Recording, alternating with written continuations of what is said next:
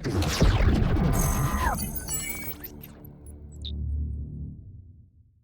everybody. Welcome back to the System2 Podcast. Today, I have part 2 of my conversation with Andrei, the CEO and founder of Siena AI. Part 1 was just so good, we didn't even get a chance to talk about what you're currently doing. So why don't we pick up the conversation today but before we get into Siena, tell us a little bit about the company you started right before, and then how that transitioned to what you're doing today. Yeah. So before Siena, the story is like this. My current co-founder, Lisa, and I, we spent a few years building our e-commerce businesses. And while doing that, the thing that we realized is that customer experience was the through line that connected different brands that we built over the years. And the reason for that is back when I was in the US with my summer job, kind of created a mental map of the fact that if you're going to provide a really good service and if you have a great product, that becomes a competitive advantage that compounds over time. So we did a few things with the brands that we built. One of those things was texting people when they were on our website, leaving the website without making a purchase. And we had different ways to get their phone numbers at the checkout. And I started sending messages, like text messages, to those people. And I was doing that because I thought to myself, everyone is doing automation. Everyone is doing email marketing, retargeting over ads and so on. I was like, why don't I just ask them why they decide to abandon their carts and give them a discount as a way to try to get them back. And I did that, and it was incredibly successful. I did that manually with my first brands, and more than 50% of the people that left the cart and left the website would come back. I was like, wow, that's super interesting. But not only the fact that I was looking at the numbers and the numbers were telling me a really interesting story, I was also getting feedback from the customers. They were telling me exactly why they abandoned their cart. So they would tell me that, oh yeah, shipping is too expensive, or I don't know, it's taking like it's going to be too long for me to wait 10 days for the product, and so on. And so I started to also get insights. Obviously, after a few years, that business was acquired. What were you guys selling? We were in the apparel space, and we found a niche. I was doing men's apparel. My co-founder, Lisa, she was doing women's apparel. We had very different businesses, but we were both in the apparel space because we knew that space quite well, and we've had traction within that space. So were you always a fashionable guy? How did you get into apparel? Not really. No, even when I was a kid, I liked being, staying sharp, I guess. But no, I mean, when I was growing up, I was mainly buying clothes from like the market. It was called Piazza. So we would go like in the market and we would just buy, clothes there. But yeah, I mean, over time, I kind of like started to go and buy clothes from Hungary when I was like a teenager. And then when I was a little bit, past teenager, I was going in like other countries like Austria. I was like, wow, this is like an incredible thing to see. You have like Nike and Adidas, like real original clothes, not like fake, Chinese made knockoffs in Romania. So, yeah, that's my relationship with fashion. I wouldn't say I'm a fashionable person, but I do like staying sharp. How did you then figure out what to buy for your customers? So the way I took it I took a very methodical engineering approach to finding what customers wanted to. So I made a list of products. Here's a list of products. Here's a brand that I've put together. I've put together a brand. I put together the brand identity. The website was created by me and everything. And I started testing different products, and I was tracking things like click-through rates, add to carts. I basically created like a spreadsheet of here's the products that we're testing. This is how much money we're putting in ads. Here's how much we're getting back. And I did that with, I don't remember the total number of products, but it was 10, 15 products. One of them really took off. One of those products went like from like 0 to 6 figures in revenue per month in like a month, just like that. I was like, okay, that's a good product that we can sell. What was it? Those are sneakers. We're selling sneakers. So it was not a cheap product. They're very high quality leather sneakers that we were selling, but they were looking really good. And this was the age also in terms of like mentally framing when this was happening. This was the age of influencers before the influencers existed. So we were one of the first brands to reach out to influencers on Instagram. So think about 2017. We started roughly 2016, 2017. People would just post about our company or about our brand for free. in exchange to a pair of sneakers. It was like, I think we were selling it for like $100 or something, $80. So we got that flywheel going. From there, we kept scaling, and it was interesting because being in Romania at that time presented a few interesting challenges that some of my peers or friends that were in the US or UK or other countries, they didn't have those challenges, such as having a payment gateway, like having an actual way to swipe the card through the Shopify checkout. And being in Romania, we didn't have any options.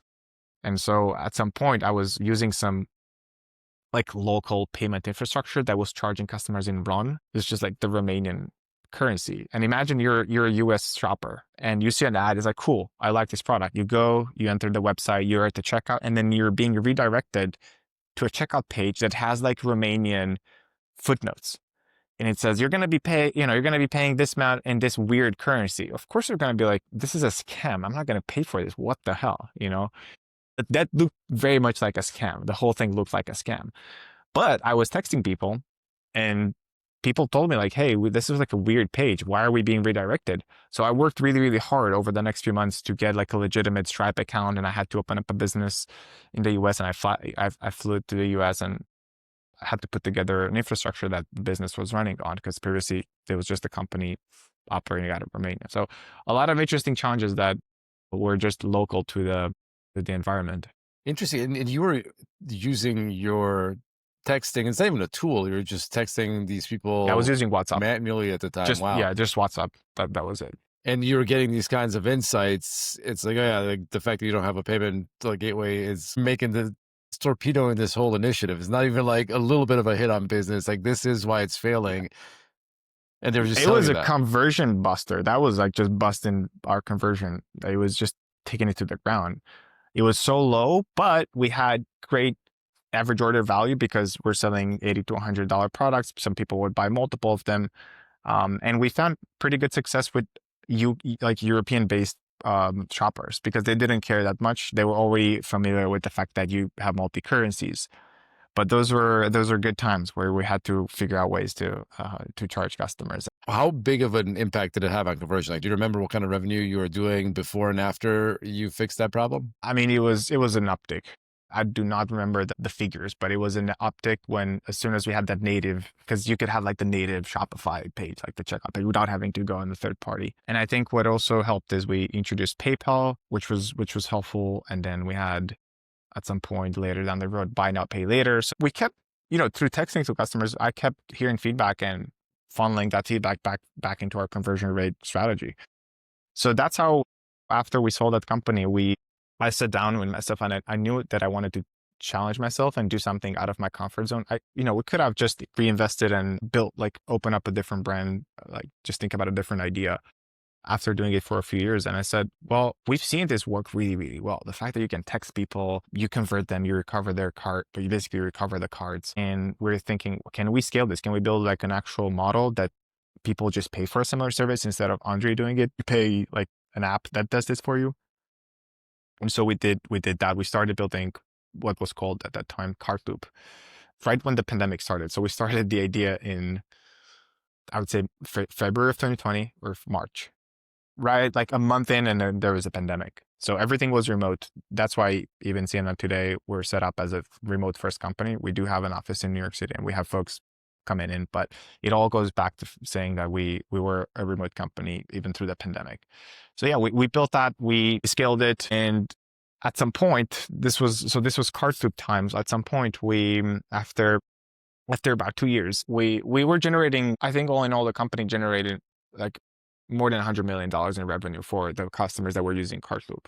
The numbers were pretty good, but we are not able to monetize it. And those are some of the things that we later learned about how to monetize the product, Why is that? We were positioning ourselves as a tool for SMBs, and it was an entirely usage-based tool. So for us, we had a few big customers that were making up 80% of our revenue. And so we weren't able to keep up and monetize their need, based on their needs, because they wanted more analytics, they wanted more features, they wanted more channels. They're things that they're asking for, but we were just so spread out. We didn't have necessarily a strategy to tackle the mid-market and the enterprise with that product. And then you had also these, I would say, automated text marketing platforms that were competing in a way with what we were doing, although we were doing a human first approach, an empathic first approach with respect to text marketing. So we learned a lot of things. But the big inflection point for us was 2022 when we started. So we were working with a few hundred brands, and we started hearing our customers ask us, well, by the way, what was Cartoup? So with Cartoup, we were doing exactly what I was doing manually, right? So when someone abandons their cart, we're getting their contacts, we would send them a text message. And then when they respond, we would engage, answer questions. So just try to convert them in a human way possible. That was like the conversion rate was more than 50% of those that we're engaging with, we were converting. So you can imagine very, very effective for retargeting. Now, we're also kind of doing support at the same, because, people reach out, we reach out to people and people respond and they ask questions like, where's my order, right? We texted over the past 2 weeks, but now I want to know where my order is. And at that point, we didn't necessarily have a full-fledged integration with Shopify or with systems that are tracking, like order tracking systems.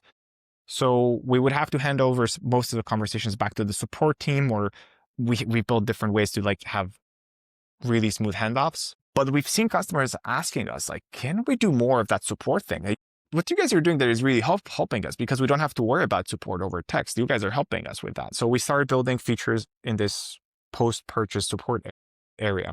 But these were just features for agents. We had agents at that time.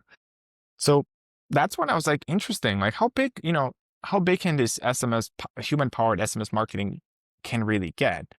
And I started putting together different plans. This was, of course, there's no ChatGPT. I couldn't just ask ChatGPT to write a business plan. I created a business model where I think this business would go in the next 5 years. And I wasn't that confident that we're on the right path to see exponential results in the next 5 years. And I was intellectually honest, like saying, oh, I really want us to play to win. And I really want us to play to see something bigger than what we're doing today. So that's when naturally we went into saying, well, what if we add AI into what we're doing? So that led me to start learning about BERT models and start learning about chatbots and start asking questions like, why are current chatbots, this was 2022, why are they ineffective? Why are consumers hating them, right? Everyone knew at that time that chatbots were annoying. Still today, there's annoying chatbots that are useless and create more harm than good. And I started to realize, well, wait a minute, what a chatbot is simply a intent recognition engine that's trained on a number of phrases. So you would input somewhere like, here's 50 ways a customer might ask for where my order is.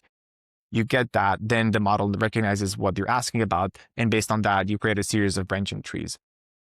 But I also realized that that's not the way we do things with Cartoup, because when you have humans in the loop, or when a human is powering a conversation, it can go any way, right? It's not just like a branching tree that you always respond in the same way no matter what. It's very dependent on the context. It's context dependent. It's customer dependent. Basically, you cannot scale with AI chatbots support. That was the thesis that I built for Cartoup. Later on, it was mid 2022 where I heard from someone about this company called OpenAI. And I knew about GPT-3 because I saw other companies that were spinning up at right around that time. It was Jasper that was raising money, and it was getting great traction in this marketing, copywriting, creative copy space. But obviously nothing in support. There was no one doing support with AI agents. I mean, it wasn't even, AI agents weren't even a thing back then. This was 2022. But I heard about GPT-3 and I said to myself, well, I actually want to understand a little bit more about this technology, because the premise of that technology was you don't have to train the way you train a BERT model with like key phrases, right? You completely remove that out of the product, and you basically prompt the model to say, okay, if someone mentions this topic, then you do something or say something or get use data. And that led me to just take a few weeks. I kind of like, roll up my sleeves and start playing with the APIs very, very, very early on. This is, OpenAI in its very early days. And the product was not great. There's no chat interface. It was like a prompt. It was basically before the chat interface of OpenAI. So it took me a while to get familiar with that, but I did play with it. And the big unlock was seeing that you can actually prompt it in a way that when asked the questions about support, like where's my order? I'm annoyed. I would also see a contextual reasoning for that response. So I would say, oh, I'm so sorry for that, Matei, because I know that it's going to be, I know it's going to be a hard time for your sister not seeing your gifts in time or something like that. I was like, wow.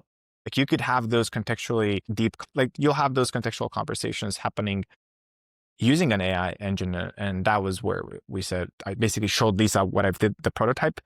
And we said, why don't we just go and build this thing out? And initially we were thinking, should we just kind of like retrofit this kind of technology into Cartloop and start, spin it up from there? And we made the decision, this is going to be huge. I didn't know why people are not paying attention, but this is going to be big. And we decided, let's just build a brand new thing. We have to build it from day one as an AI agent. So we created think about it like a manifesto or a thesis that it was shared among the team. And that was the premise how Siena ended up being the first AI agent for support. And we launched our product. So that was mid 2022. We launched with the first beta customer in December of 2022. So this was a week or two after the ChatGPT being announced to the world. So everything is happening right around that time. Talk to me about the sort of the cap table side of the business and also your co-founder. So it sounds like Lisa was with you from the apparel days, and she then went on to join Cartloop and is still with you. Is that right? And what about, okay, so in terms of, okay, so you said you had an exit of the apparel business. Tell me a little bit more about that. Like, who did you sell it to? And then how did you then start Cartloop? Did you raise money for it? And then ultimately, yeah, like what happened with Siena? Was it just like a rebrand, or was it complete like new entity, new cap table, new everything? Yeah, I mean, it depends how much time we got, because I can get into a lot of specifics around like how all the transactions happen. We decided, so just to spare the listeners, we decided ultimately to wind down Cartloop and focus on Siena. We didn't want to continue supporting a tool that we were not sure that we're going to see a bright future for. So we ran Cartloop and Siena in parallel for a period of time. And then once we saw great traction coming out of Siena, we said, okay, this is the time. Let's just stay focused. And one thing that I learned about myself is I can't do many things good all at the same time. So we could have probably built a successful businesses. I mean, there's businesses that are thriving in this space, in the text marketing space. I just think that going mentally all in on one thing really, really helped us. And funny enough, it's kind of like a full circle moment, but we are getting now feedback from our customers that they would love for us to power their abandoned cart sequences. So Siena, what we do literally with AI agents today, we're being asked, can we put Siena as one of our card recovery agents instead of just doing pure support? So it's nice because what started as just a human first tool with a little bit of automation, now we can literally do something. We now do what our humans did back in the day much better, like X better, not even twice better, but we have a lot more data. We're available on all channels. We maintain context. We share insights. It's almost like the initial vision, but now supercharged. So it's funny how life goes, because everything kind of like, in some ways we developed a vision that was much greater than we ever thought we could do with the first product. So tell me more about that. The vision. I mean, it started off with you playing around with GPT-3, playing around with OpenAI, and then you're like, holy shit, this is the next big thing, and you redirected your focus there. But then like so much has changed since then. There's so much advancement into the models, a lot more competition.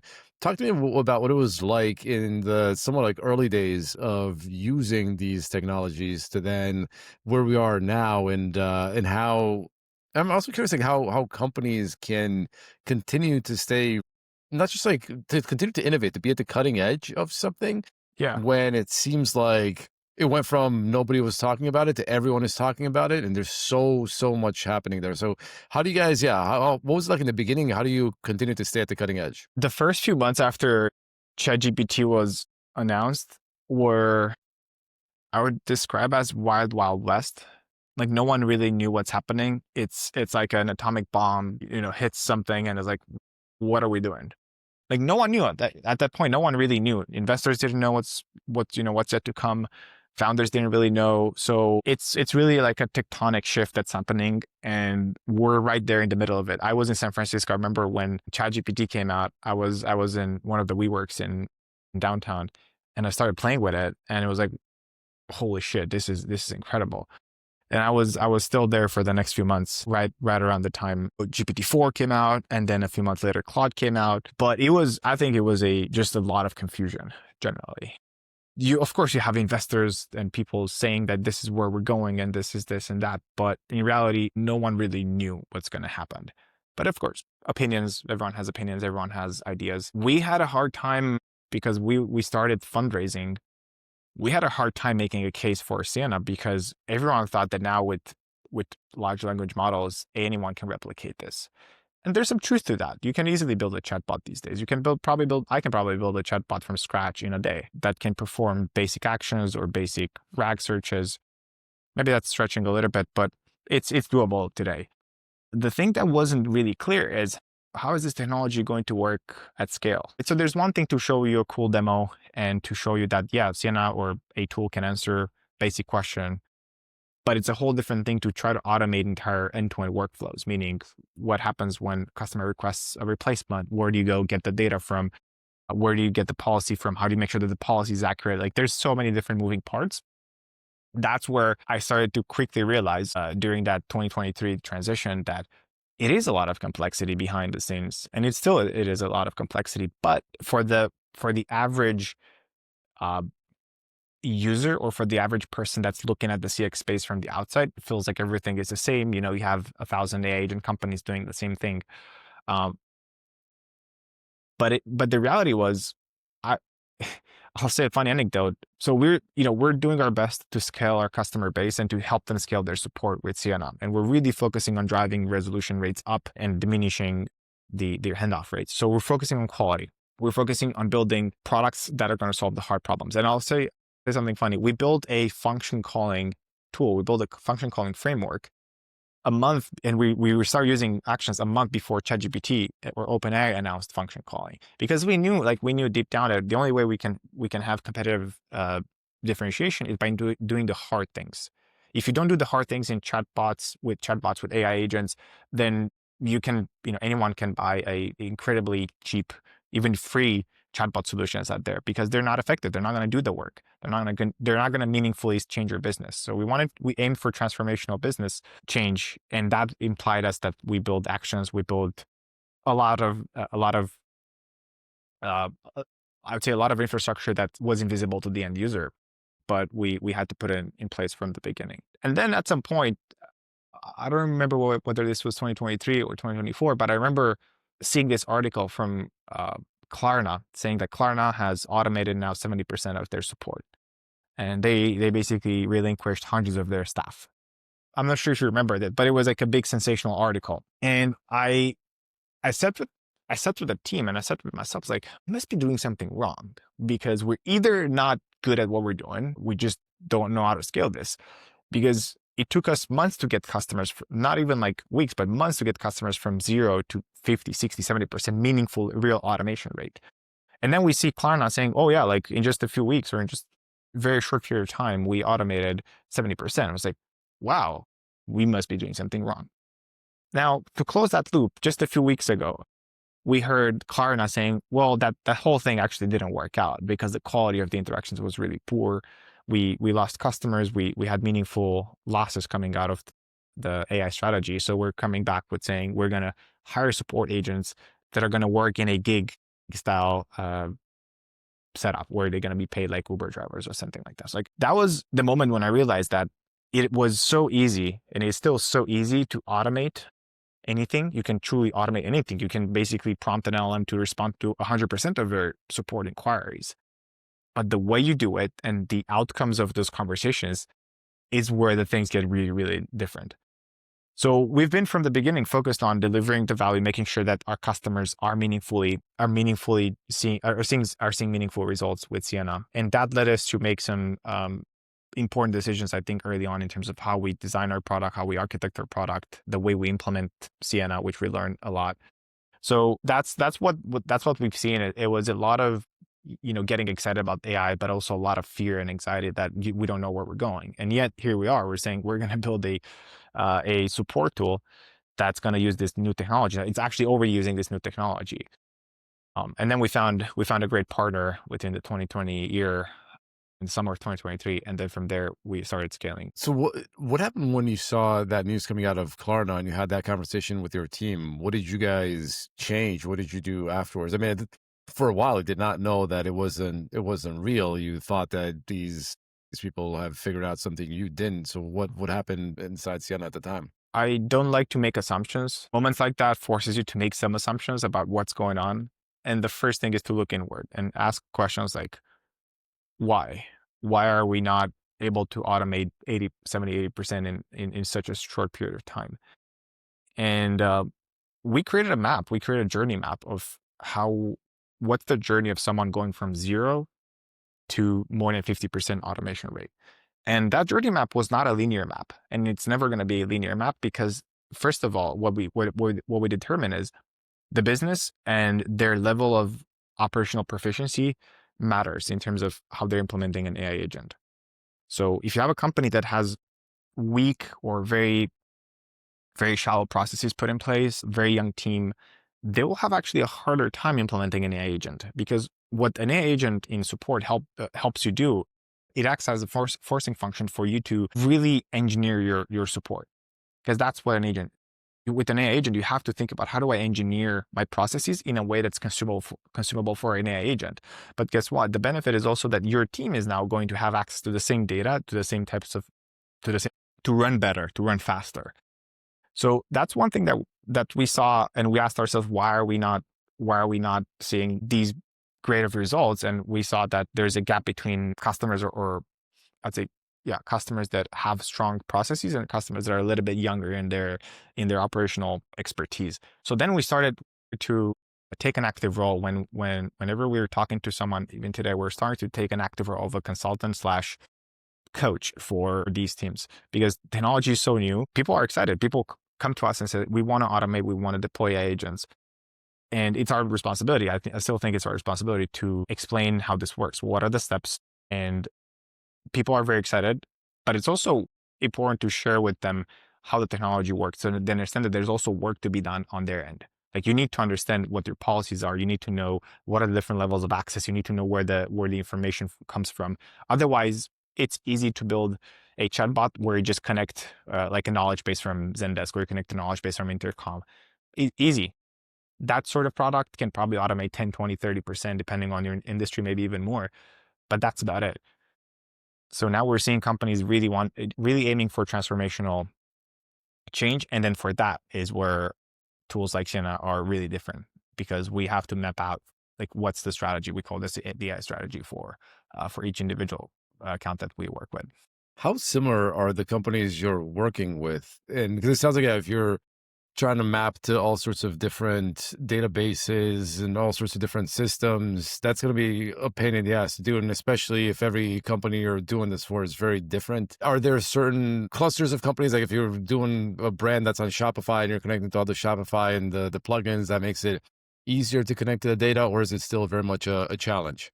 The short answer is it is a challenge. Even though, let's say, well, I'll first say that in the beginning we made a few decisions, and one of them was to build these connectors with all the mainstream technology companies that were used across our customer base. So this includes Shopify, but there's not just Shopify. There's a few dozen of connectors that we built from the get-go, and these are think about MCPs for these connectors that were built more than a year ago, and that helped us onboard customers faster, but not incredibly fast, because still, you need to know where to get the information from and how to think about the process. The AI agents are by definition non-deterministic, meaning you can ask them 100 times the same question. It's unlikely that they're going to give you the exact same answer 100% of the times. It may be one time where they do something different or say something in a different way. That's okay for, again, a general agent that's just answering product questions or FAQs, great. But when you have agents that are taking actions, issuing refunds, sending replacements, issuing store credit, and so on, then you need non-deterministic AI agents to act like deterministic agents. And that's something that's not well understood. And we've obviously over time built guardrails, processes, and built the architecture that allows us to have close to deterministic outputs using non-deterministic systems. How do you do that? How does that work? It all starts with the data. Think about the agent as a human. And the way we do it, the way we like to build product is thinking about what would a human do? So let's say we're being asked or someone sends a request for a refund. We thought to ourselves, what does the normal person do when they are being requested a refund? Well, first they're trying to understand the intent here. Like why are we being requested? Why is this person requesting a refund? Based on that, they're probably going to find different policies of what to do when a customer asks for a refund in that specific case, right? So someone may ask for a refund because their order hasn't arrived yet and it's been more than a month. So then you as an agent, what do? You go and find that policy, okay, or macro or piece of knowledge, or ask a colleague, what do I do if someone is asking for a refund because their order hasn't been delivered yet? So you start to making some inferences, but you need that data. You need to know where to go to look for that data. So the first step was, how do we disambiguate that for the agent? How do you make it clear for the agent where to go? And then where is that information coming from? And that's why the data is so important, because if you don't know where that data exists, it's going to be hard to expect deterministic outputs from the agent. So what we did, think about creating SOPs for the AI agent. So we built the product, we built, even today we have, think about them as SOPs for the AI agent. So for each of these inquiry types, you have an SOP that's attached to it. There's no flows. It's just purely text-based. Like you would explain to a human, right? It's like, Matei, when someone requests for a refund, here's what you need to know. 1, 2, 3, 4. Here's the tools that you have access to. But you let the AI agent do its thing. Now, this is great.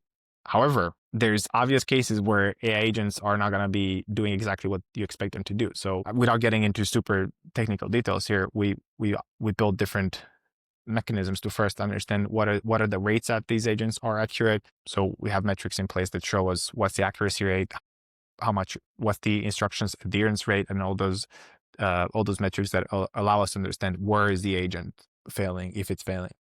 Then we have complexities, and there's complexities around the actions that are being taken.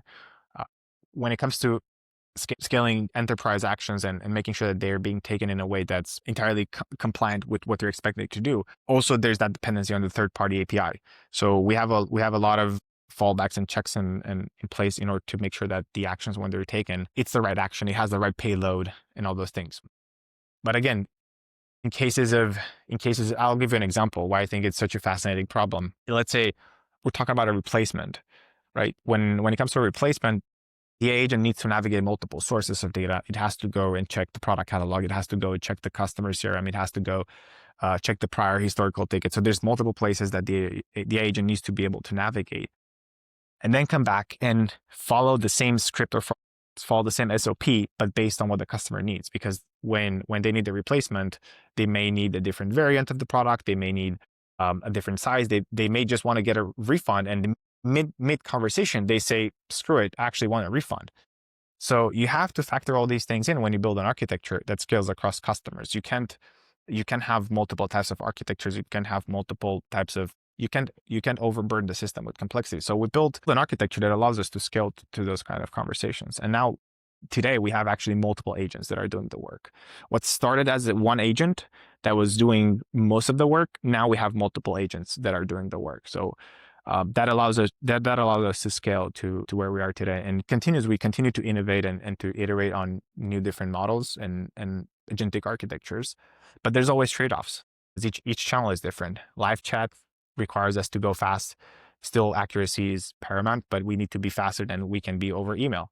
So we have to make trade-offs. We have to make decisions. How do we handle email? And now we have voice, something that we're building. We're building voice agent, a whole different channel, a whole different experience that runs on the same architecture. We haven't necessarily changed our architecture. Talk to me about your team. How are you guys set up? How do you do R&D? Is it a separate department that is working on, let's say, voice, or these features that are more experiential versus others? How does all that work?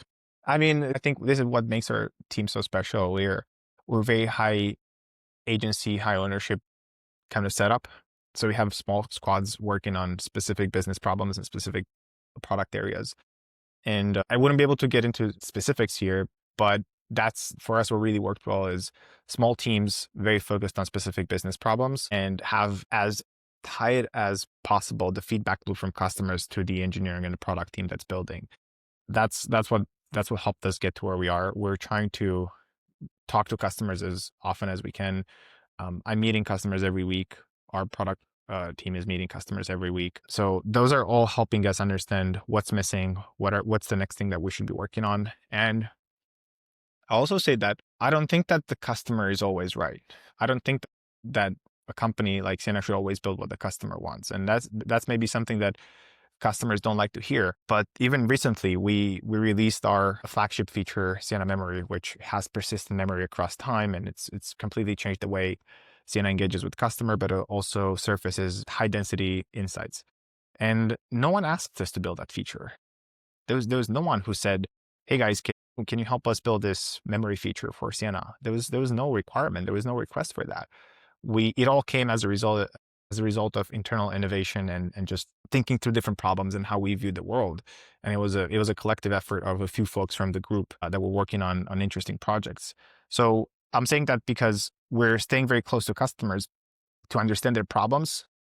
But I think in the AI agent world, it's less and less about building exactly what they want like that. Sometimes it's exactly what they want. Sometimes it's like, we need a specific integration. Great. That's not a lot of room to maneuver. You just have to build that integration to make the agent useful. But I think it's also super important as product leaders to really understand what's the underlying why, like what are they looking for, and be able to then put research behind or put resources behind to start uncovering that problem and the solution. And we call these open-ended problems where we don't really know how we're going to solve it. And I think that's why a lot of engineers are attracted by AI agent companies.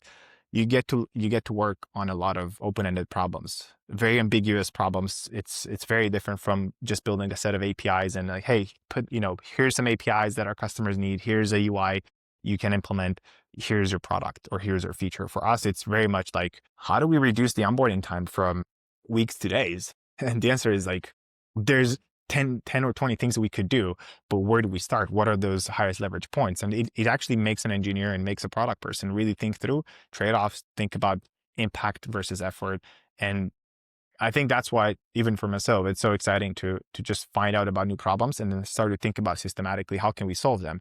But not only how do you solve them for a group of people, how can we solve them holistically and make it part of the ecosystem? Tell me more about the Siena memory feature that you rolled out. Does it have this persistent memory across like all chats within the company? Is it persistent across the same customer? What exactly does it keep in this memory?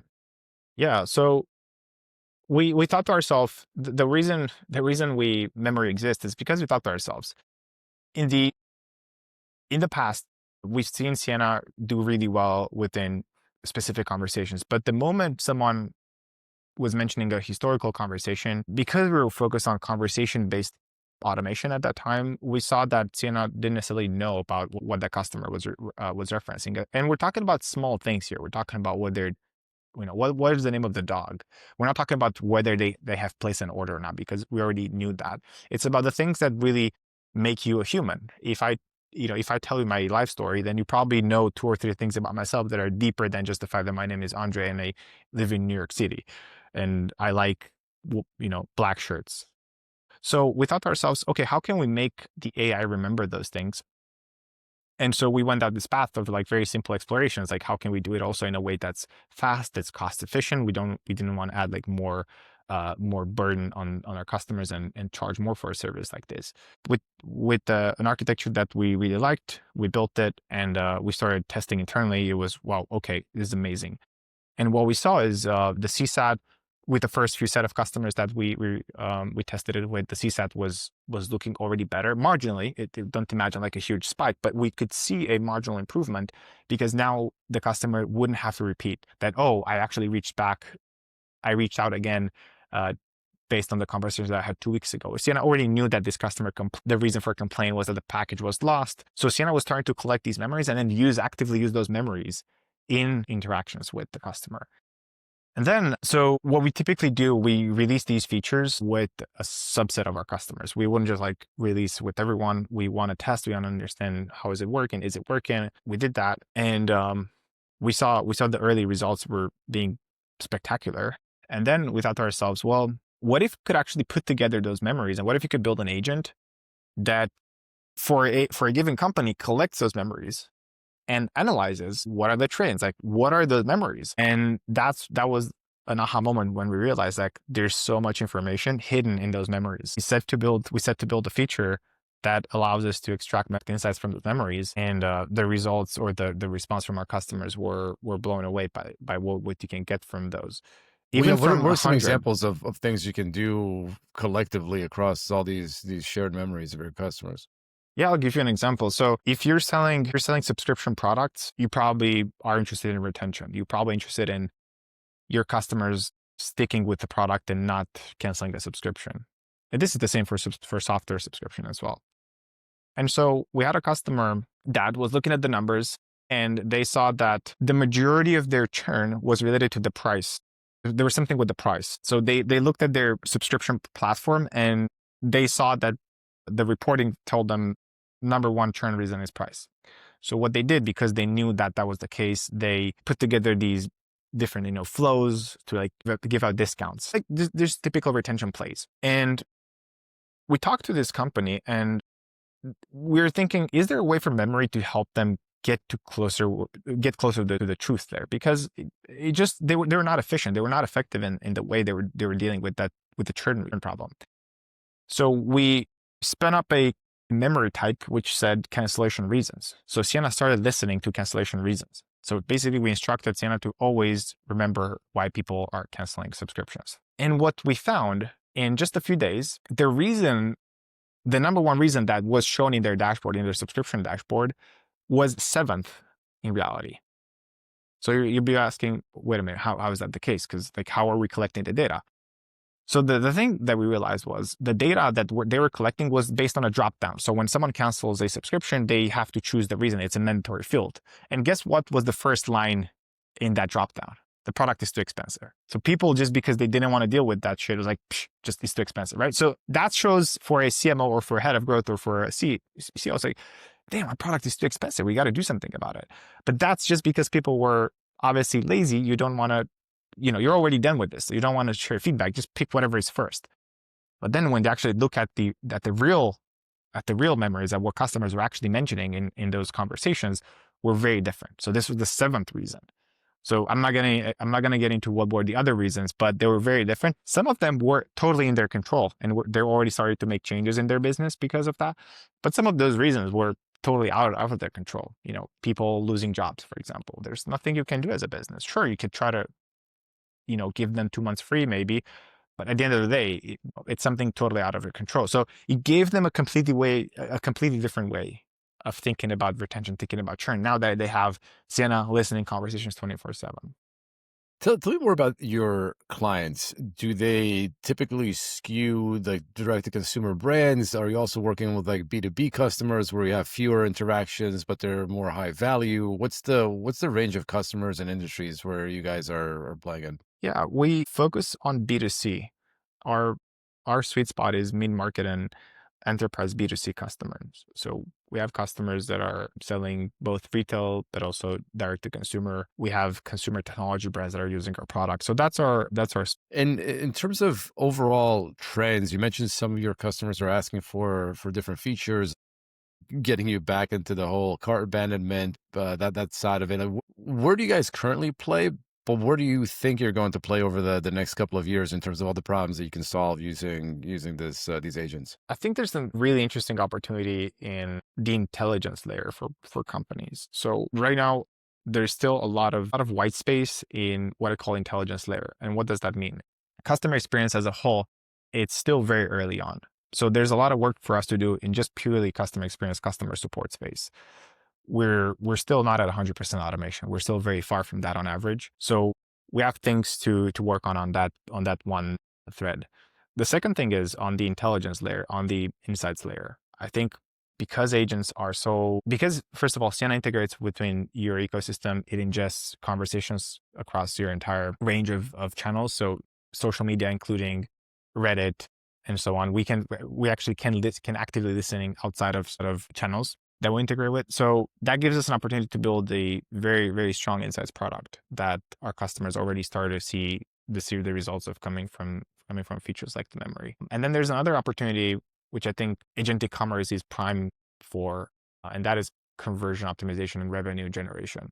So how can we use the same technology that powers our support agents to now generate revenue on site, increase the conversion rate, do it over text message? So again, think about what we were doing with Cartloop. So there's 3 areas that we're really excited. One is obviously customer experience, continuing to improve there and build just like a deeper product. They can automate more, do more of the heavy lifting, bring transparency and metrics to just the broader CX organization, not just in respect to AI agents. Second is business intelligence and insights. And third, I think revenue is incredibly interesting for us moving forward. Super interesting. It's been a fascinating story to hear about your entrepreneurship journey from its very early days to now being at the cutting edge of AI technology.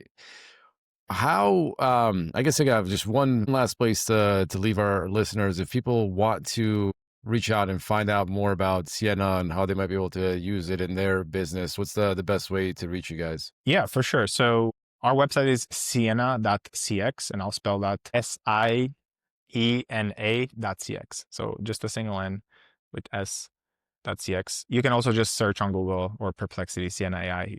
You'll find us there. So that's the best place. I'm on LinkedIn. So look me up on LinkedIn. Let's connect. I post occasionally about AI, about the world of AI agents and how we're scaling Siena.